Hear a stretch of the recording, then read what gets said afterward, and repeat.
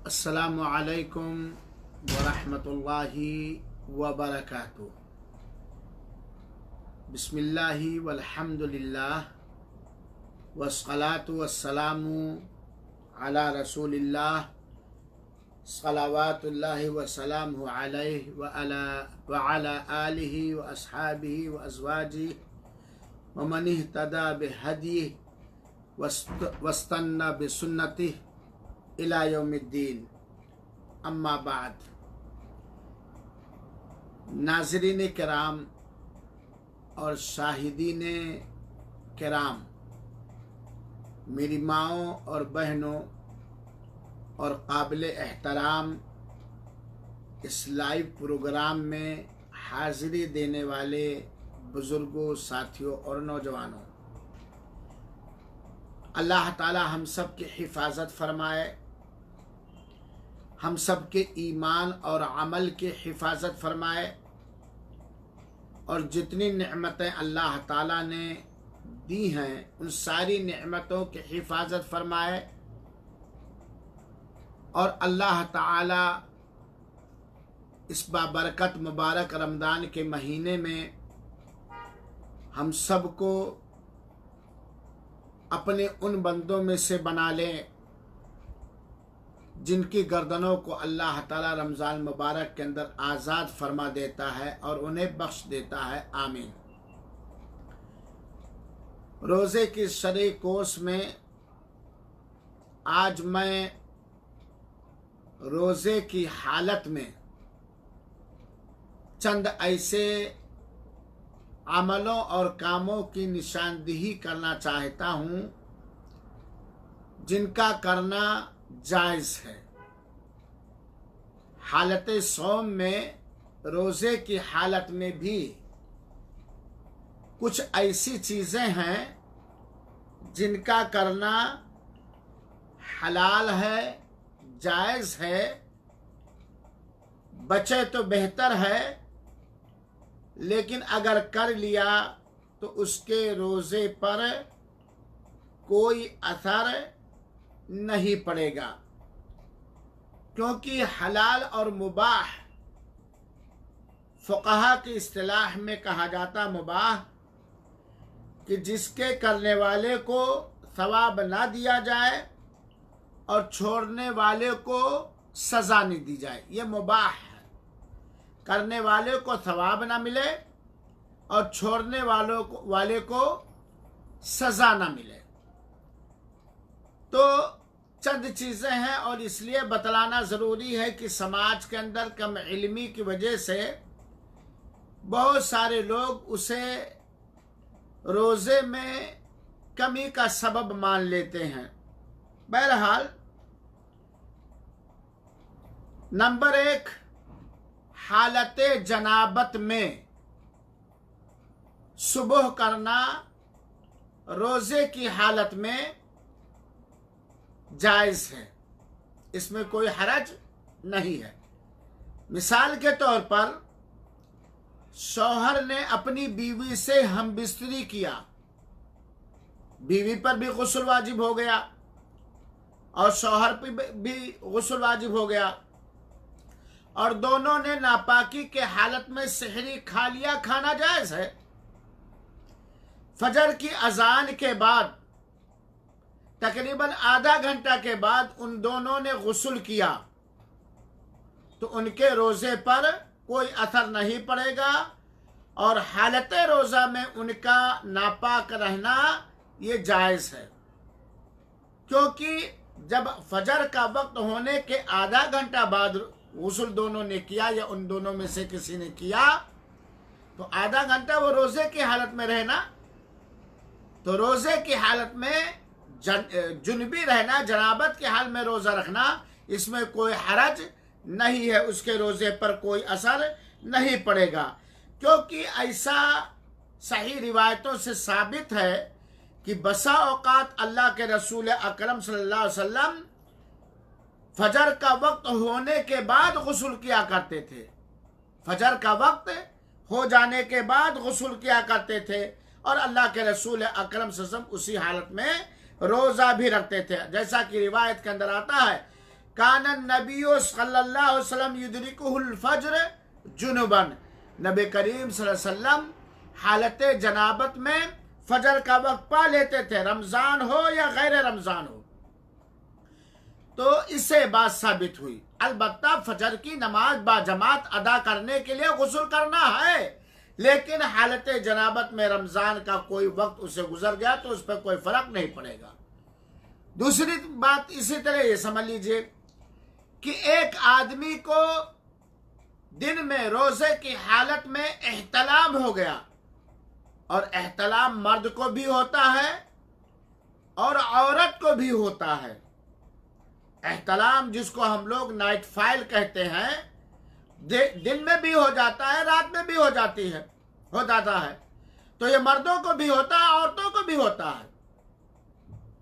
चुनाचे अगर किसी औरत को सोई हुई थी सेहरी खाने के बाद वगैरह वगैरह, फजर पढ़ने के बाद, दिन में 10 बजे उसे एहतलाम हो गया या मर्द को एहतलाम हो गया, और जोहर का वक्त 12 बजे है, और 10 बजे से लेकर के 11:30 तक वो नापाकी के हालत में रहे, जनाबत की हालत में रहे, जुनबी हालत में रहे, तो इन दोनों के रोजे पर कोई असर नहीं पड़ेगा। जोहर के वक्त से पहले इन्हें नहा लेना है। इसी तरीके से ये भी जान लीजिए, जैसा कि आप लोगों को बारहा बतलाया जा चुका है, रोजे की हालत में अगर किसी को एहतलाम हो जाए तो उसके रोजे पर कोई फर्क नहीं पड़ेगा, क्योंकि उसका उस पर कोई इख्तियार नहीं है।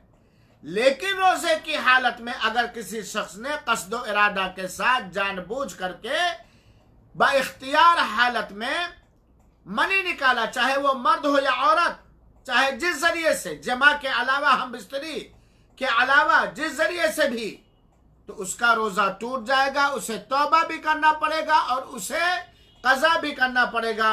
अलबत्ता जमा के अलावा कोई तरीका इस्तेमाल करके मनी निकाला है तो उस पर 2 महीने का जो लगातार कफारा वो नहीं अदा होगा। तो गोया जनाबत की हालत में अगर कोई रोजा गुजारता है तो उस पर कोई हरज नहीं है। दूसरी बात, औरत जो हैज की हालत में है और नफास की हालत में है, तो उसे चाहिए कि जैसे हैज और नफास के खत्म होने का यकीन हो जाए, उससे वो क्या करे, नहा ले। मिसाल के तौर पर फजर के वक्त हैज खत्म हो गया, अभी फजर का वक्त शुरू नहीं हुआ था कि हैज खत्म हो गया, नफास खत्म हो गया, तो जाहिर सी बात है जैसे ही हैज खत्म हो जाए नफास, उसको रोजा रखना है और फजर के आधा घंटा के बाद नहा ले, तो इसमें कोई हरज नहीं है। तीसरी चीज, रोजे की हालत में गुस्ल के अंदर या वुजू के अंदर नाक में नॉर्मल पानी चढ़ाना और नॉर्मल कुल्ली करना जायज है। नॉर्मल नाक में पानी चढ़ाना और नॉर्मल मीडियम अंदाज से कुल्ली करना यह जायज है। दलील क्या है? अल्लाह के रसूल अकरम सल्लल्लाहु अलैहि वसल्लम ने फरमाया कि अस्बिगिल वुदुआ, वुजू को कामिल करो, कामिल वुजू करो, मुकम्मल वुजू करो। और मुकम्मल वुजू जब बोला जाएगा तो उसका मतलब यह है कि वुजू के वो आज़ा जिन्हें धुलने का हुक्म दिया है 3 बार धुले जाएं।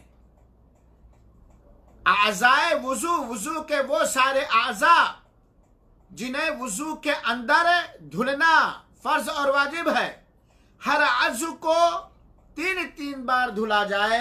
ये इसबाग़े वुजू है, ये कामिल वुजू है, मुकम्मल वुजू है, और इस वुजू की बहुत बड़ी फजीलत है। तो अल्लाह के रसूल ने फरमाया कामिल वुजू करो।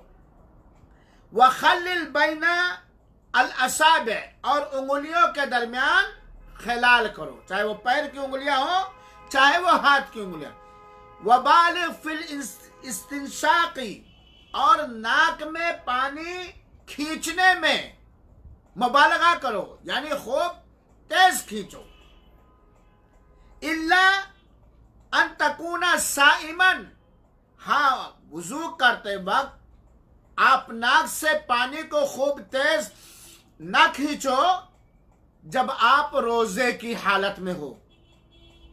तो कुल्ली करना मुबालगा के साथ, नाक में पानी खींचना मुबालगा के साथ खूब, ये कब मना है? जब रोजे के हालत में। और मुबालगा करना मना है, कुल्ली करना मना नहीं है। नाक में पानी चढ़ाना मना नहीं, बल्कि मुबालगा करना मना। मुबालगा मतलब खूब तेज, जैसे लेके या नाक में पानी खींचे। लेकिन कुल्ली और नाक में पानी चढ़ाया जाएगा, बस एहतियात के साथ कि कहीं हलक के नीचे, नाक के रास्ते से, मुंह के रास्ते से हलक के नीचे पानी ना। नॉर्मल कुल्ली मतलब, और मुबालगा नाक में पानी किया, हाँ किया, ऐसे हल्का फिर झाड़ दिया, और उस तरह इस तरह है। हाँ, तो कुल्ली करने में कुल्ली किया जाएगा, नाक में पानी चढ़ा जाएगा, लेकिन यह है कि उसको खूब तेज नहीं। इसी से यह मसला भी साबित हुआ कि अगर किसी को अपने रोजे की हिफाजत की खातिर, प्यास की शिद्दत को बुझाने की खातिर, गर्मी की तेजी को सर्द करने की खातिर, अगर ठंडे पानी से कोई नॉर्मल मीडियम बार बार कुल्ली करता है, चेहरा धुलता है, बार बार हाथ पैर धुलता है, सर पे पानी डाल लेता है, तो इससे रोजे पर कोई फर्क नहीं पड़ेगा। और जो लोग कह देते हैं कि ये मकरूह है ऐसा करना, तो उनकी बात मकरूह है। मेरे भाई और साथियों, रोजा मुकम्मल करने के लिए उन सारी चीजों से ताउन हासिल करना जायज है, उन सारी चीजों का इस्तेमाल जायज है जिन चीजों के इस्तेमाल करने से रोजा टूटता नहीं है, रोजा बातिल नहीं होता, रोजा फासिद नहीं होता, क्योंकि अल्लाह ताला ने दीन को आसान बनाया है। इसी तरीके से रोजे की हालत में अगर कोई आदमी चाहे तो वो भीगा कपड़ा, भीगी चद्दर अपने सर वगैरह पर बांध सकता है, तरावट हासिल कर सकता है, ठंडक हासिल कर सकता है। क्योंकि हजरत अबू बकरा रजी अल्लाह ताला अन्हो चंद सहाबा से रिवायत करते हुए कहते हैं कि मैंने रसूलुल्लाह सल्लल्लाहु अलैहि वसल्लम को देखा कि वो अपने मुबारक सर पर पानी उंडेल रहे थे, हालांकि आप रोजे की हालत में थे। गर्मी की शिद्दत और प्यास की तेजी की वजह से, और ये रिवायत अबू दाऊद की रिवायत है, और अल्लामा अलबानी रहमतुल्लाह अलैह ने सही सुनन अबी दाऊद के अंदर सही करार दिया। तो अल्लाह के रसूल अकरम सल्लल्लाहु अलैहि वसल्लम खुद गर्मी के महीने में प्यास की शिद्दत और गर्मी की तेजी की वजह से रोजे की हालत में अपने सर पर पानी उंडेलते थे, ताकि गर्मी की शिद्दत कम हो जाए, प्यास की तेजी हल्की पड़ जाए। तो ऐसा करने से तो खाना बनाने वाला आदमी या खाना बनाने वाली औरत खाने के कुछ हिस्से को जबान पर रखकर फिर उसे थूक देंगे, इसको चखना बोलते, चखना जायज। देखिए, चखना दो तरह से होता है, चखना दो तरह से होता है। जब हम लोग बचपन में थे ना, और अम्मी अल्लाह उनको जन्नतुल फिरदौस दे, तो कोई चीज बनाती थी, हाँ, तो कहती थी लो चखो, खासतौर पे गोश्त वगैरह मुर्गा करके उसे थूक दिया, जबान पर रखा, रख के थूक दिया, तो ऐसा करना जायज है अगर जरूरत है तो। लेकिन एक दो तीन निवाला खा करके चखे, ये चखना नहीं, ये तो खाना हो गया। तो मैं ये कह रहा था कि अगर जरूरत है, सख्त जरूरत खाना चखने की, कि खाने में मिर्ची है कि नहीं, नमक है कि नहीं, अगर जरूरत है, सख्त जरूरत है, तो चखना जायज है।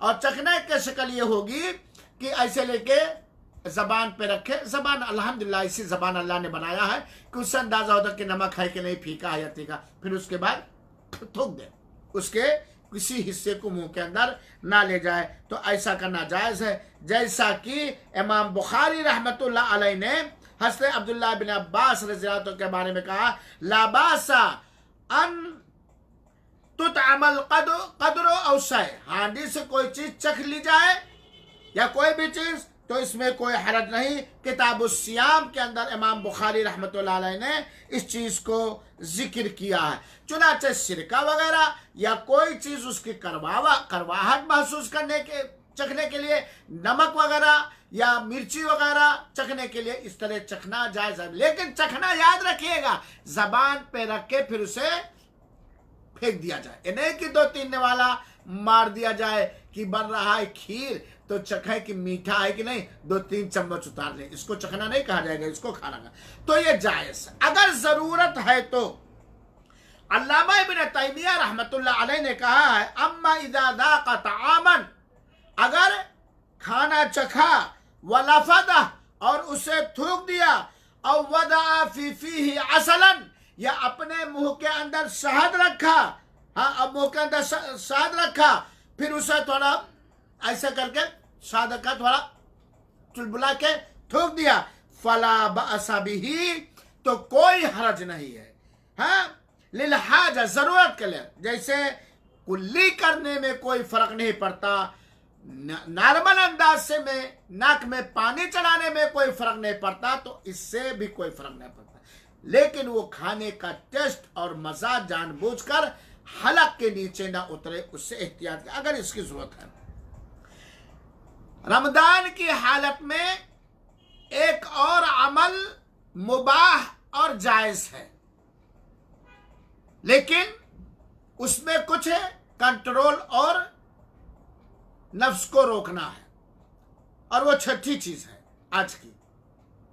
और ये इसलिए बतलाता हूं कि बहुत सारी औरतें रमजान के दिनों में और रमजान की रातों में अपने शौहर के लिए इतना सख्त हो जाती हैं कि बसा औकात शौहर का वाजिबी हक भी कम पढ़ी लिखी लड़कियां, औरतें नहीं अदा करती रमजान की रात में और दिन में भी।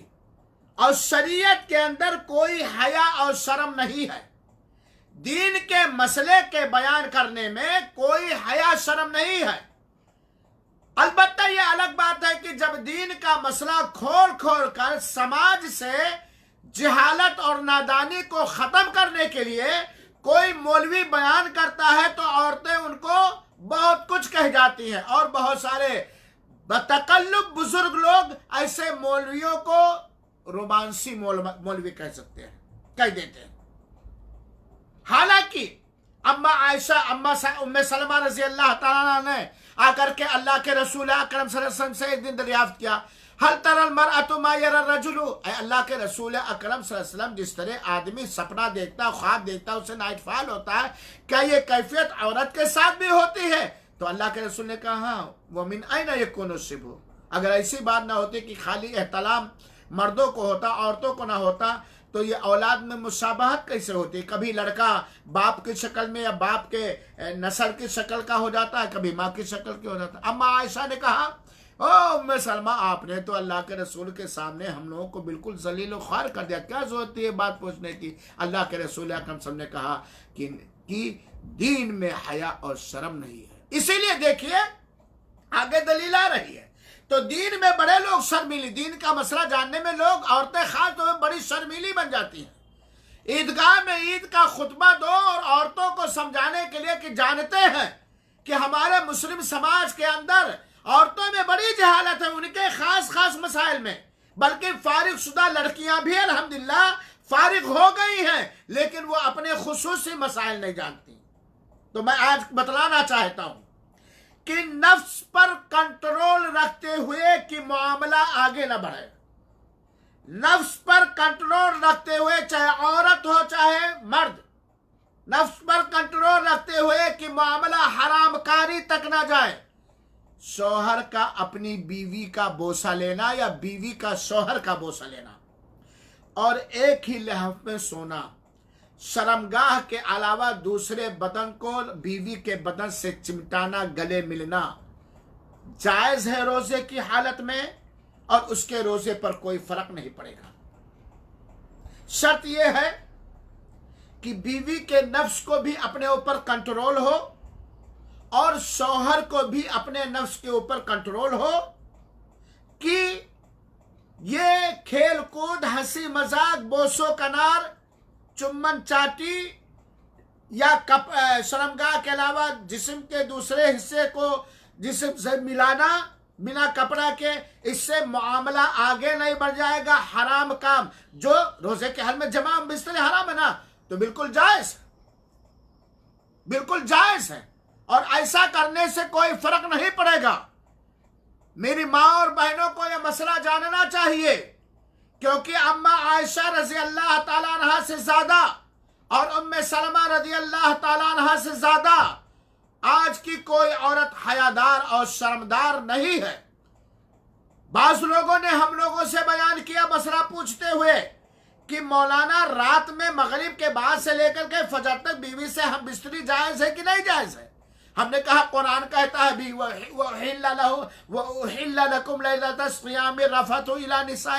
कुरान ने जायज का कहा हमारी बीवी तैयार है। ऐसी बीवियों पर अगर शौहर नाराज होकर के रात गुजारा तो लानत बरसेगी फरिश्तों की तरफ से, अल्लाह की तरफ से और जन्नत की हूरों की तरफ से। मगरिब के बाद से लेकर के सुबह शादी तक आपका शौहर शौहर है, आपसे वो शौहर होने का हक हासिल कर सकता है।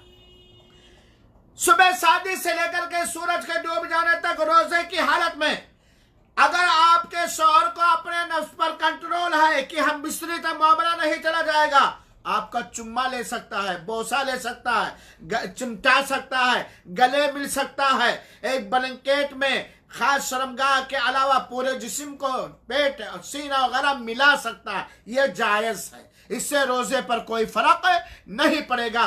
बस शर्त यह है कि इंसानी शहवत और फितरत इतना ना उबाल खा जाए कि हराम तक आ जाए। और अगर किसी को अपने ऊपर कंट्रोल नहीं लबलबहा है, चाहे बीवी चाहे मर्द, तो ऐसी हालत में इन सारी चीजों से बचाए। ये एक चीज है जो जायज है और इसमें कोई हरज नहीं है। दलील क्या है? हज़रत आयशा रज़ी अल्लाह ताला अन्हा कहती है, माँ और बहनों खास तौर पे सुनो और मर्द लोग भी मसले को जानो और अपनी बीवियों से बयान करो, ये शरीयत का मसला है। कहते हैं अम्मा आयशा रज़ी अल्लाह ताला अन्हा कान नबी सल्लल्लाहु अलैहि वसल्लम युक़ब्बिलु, नबी करीम सल्लल्लाहु अलैहि वसल्लम बोसा लेते थे। अगर अम्मा आयशा रज़ी अल्लाह ताला अन्हा आज की औरतों की तरह बेजा शर्मीली होती तो शरीयत का ये मसला हम जान नहीं पाते। औरतों के दर्स में सब बयान कर तो कहती मौलाना ये तो अच्छा नहीं लगता सुनते हुए, और तुम्हें अच्छा क्या लगता, गाना सुनते हुए तुम्हें अच्छा लगता है, सोहर सुनते हुए तुम्हें अच्छा लगता है, क्या कहते हैं टिक टाक सुनाते हुए तुम्हें अच्छा लगता है। अम्मा आयशा कहती हैं कि अल्लाह के रसूल बोसा लेते थे, वो युबाशिरु और चमड़े से चमड़ा मिलाते थे। शर्मगाह के अलावा की बात है, जिस्म का चमड़ा चमड़े से मिलाते थे। वह हुआ साइम, जबकि आप रोजे की हालत में थे। वकान अमलकुकुम लिइरबी, हाँ ये भी बात है कि अल्लाह के रसूल अकरम सल्लल्लाहु अलैहि वसल्लम को तुम लोगों से कहीं ज्यादा अपने नफ्स के ख्वाहिशात पर कंट्रोल था। और ये रिवायत बुखारी शरीफ और मुस्लिम शरीफ की रिवायत है। इस हदीस से ये बात साबित हुई कि अगर आदमी को, मर्द को और औरत को अपने नफ्स पर कंट्रोल है कि मामला हम बिस्तरी और जमा तक नहीं जाएगा, तो शौहर रोजे की हालत में बीवी अपने शौहर को बोसा ले सकती है और शौहर अपने बीवी को बोसा ले सकता है। गले मिल सकते हैं, बदन के चमड़े वगैरह एक दूसरे से लगा सकते हैं, हुदूद को क्रॉस ना करें, और ये सब जायज है। यानी ऐसा ना हो कि बोसा लेने से, गले मिलने से, इकट्ठा लेने से इतनी ख्वाहिशात बढ़ जाए कि आदमी हराम और नाजायज काम में घुस जाए।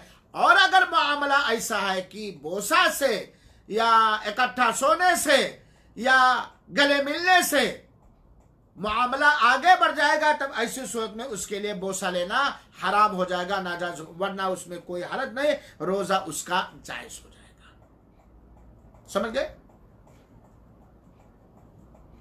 सातवीं चीज, खुशबू का सूंघना रोजे की हालत में जायज है।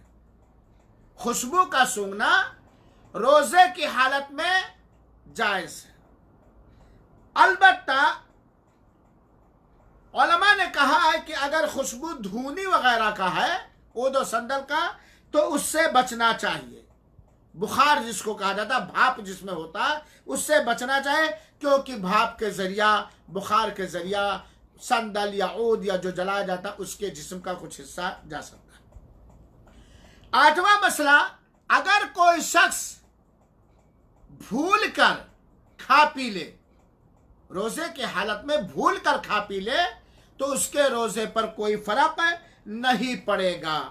अलबत्ता याद आए तो जो मुंह में लुकमा थूक देना पड़ेगा, और अगर कोई किसी को रोजे के हमें खाते हुए देखे तो उसे याद दिलाए, और जो खा लिया उसे कह नहीं करना पड़ेगा अल्लाह ताला ने उसको खिलाया और पिलाया, बाकी दिन वो रोजे के हाल में रहेगा, उसको तौबा भी नहीं करना पड़ेगा, कफारा भी नहीं देना पड़ेगा, और उस दिन की कज़ा भी नहीं करना पड़ेगा। ऐसे ही अगर रोजेदार से कोई काम बिना कस्दो इरादा के उससे हो जाए, जबकि वही काम अगर कस्दो इरादा से होता तो रोजा टूट जाता, तो उससे भी रोजे पर फर्क नहीं पड़ेगा। मिसाल के तौर पर हवा चली, गेहूं का एक दाना अपने से अंदर चला गया, आदमी वुजू कर रहा था, कुल्ली हल्का कर रहा था, अचानक एक घूंट पानी चला गया, है ना, या भूल कर खा पी लिया, या मान लिया संतरा छिल रहा था, इफ्तार तैयार करने के लिए अनजाने में एक मार दिया, अंदर चला गया, तो इसमें कोई हरज नहीं है, इसमें कोई हरज नहीं, उसके रोजे पर कोई फर्क नहीं पड़ेगा, भूल चूक के हुआ या गैर इरादी तौर पर हुआ। इसी तरीके से 10वीं चीज हम और अब जान लें कि मर्ज के चेकअप करने के लिए खून का निकलवाना, इससे रोजे पर कोई फर्क नहीं पड़ेगा, चाहे खून रग से निकाला जाए या किसी भी से, चेकअप के लिए। इसी तरीके से दांत के उखड़वाने से रोजे पर कोई असर नहीं पड़ेगा। जिस्म के किसी हिस्से से, दांत से, नाक से, मुंह से, कान से, जिस्म की उंगली कट जाने से अगर खून निकल आए, तब भी रोजे पर कोई फर्क नहीं पड़ेगा, चाहे वो दिन के किसी भी हालत में हो। हाँ, अगर हमने किसी को खून देने के लिए निकलवाया है, तो उलमाए किराम के राजे राय के मुताबिक तब वो रोजा टूट जाएगा। लेकिन आप गए गन्ना छीलने, या औरत बैठ करके सब्जी का रही, कट गया, खून निकल गया, बर्श कर रहे थे, या दांत से वैसे खून निकल आया, या नाक से नक्सीर फूट गया वैसे खून निकल आया, या अपने से तय हो गया खून सा का वगैरह वगैरह, या दांत से खून निकल आया, तो इससे रोजा नहीं टूटेगा। नाखून काटने से रोजा नहीं टूटेगा, बाल काटने से रोजा नहीं टूटेगा, काजल और सुरमा लगाने से रोजा नहीं टूटेगा, क्रीम और मरहम और दवाइयां लगाने से रोजा नहीं टूटेगा। वो इंजेक्शन जो ग़िज़ाई इंजेक्शन नहीं है, उसके लगवाने से रोजा नहीं टूटेगा। नाक में बखाक स्प्रे लेने से, सांस को जारी करने के लिए, इससे रोजा नहीं टूटेगा। हाँ, अगर बखाक वाली मशीन में, स्प्रे वाली मशीन में टेबलेट रखा जाता है, तो टेबलेट पुश करने के बाद उसे लिया जाए तो उलमा ने कहा है कि टूट जाएगा। अलबत्ता अगर आपको दांत उखड़वाना है तो अगर रात में उखड़वा सकते हैं तो ज्यादा बेहतर, सांस जारी करने के लिए या स्प्रे, हवा वाली स्प्रे लेना चाहते हैं रात में तो ज्यादा बेहतर, लेकिन अगर दिन में भी जरूरत पड़े तो दांत उखड़वा सकते हैं। इस तरह का खून निकलने से रोजा नहीं टूटेगा। इसी तरीके से जिस तरह गैर ग़िज़ाई इंजेक्शन लेने से रोजे पे कोई फर्क नहीं पड़ेगा, इंसुलिन का इंजेक्शन लेने से भी रोजे पर कोई फर्क नहीं पड़ेगा। तमाम करते थे, लेकिन ये मंजन जो टूथपेस्ट कहा जाता है, बस मंजन, इसके करने में भी कोई हरज नहीं है। आदमी बच सके तो बचे, लेकिन अगर जरूरत पड़ गई दिन में फजर के बाद या दोपहर में सोने के बाद, क्योंकि रोजे में अक्सर मुंह का मजा बदला रहता है, तो इस मंजन के करने में भी कोई हरज नहीं है। बच सके तो बचे, क्योंकि मंजहरा के मुताबिक रमज़ान के रोज़े रखने की तौफीक अता फरमाए और हर उस काम से अल्लाह ताला हम सबको बचाए जिससे रोज़े का असर ख़त्म हो जाएगा या रोज़ा टूट जाएगा। और याद रखो मेरे मुसलमानों, रोज़ा रखो, रोज़ा रखने में जो हम और आप बर्दाश्त कर रहे हैं और अपनी महबूब ग़िज़ा दिन के अंदर छोड़ रहे हैं, ये एक ऐसा सब्र है जो अल्लाह की रज़ा के लिए सब्र है। इसका अल्लाह ताला अच्छा बदला देगा। और फरमाने रसूल अकरम सल्लल्लाहु अलैहि वसल्लम है कि अगर कोई शख्स अल्लाह की रज़ा के खातिर, अल्लाह को खुश करने की खातिर अपनी कोई महबूब तरीन पसंदीदा तरीन चीज छोड़ देगा अल्लाह के लिए, तो अल्लाह ताला उससे कहीं ज़्यादा बेहतर बदला देगा। और याद रखें कि ये रोज़ा बड़ी अहम इबादत है, लिहाजा हमें इसका ख्याल रखना चाहिए। अल्लाह रब्बुल आलमीन कबूल फरमाए। आमीन। वस्सलामु अलैकुम व रहमतुल्लाहि व बरकातुहू व जज़ाकुमुल्लाहु अहसनल जज़ा।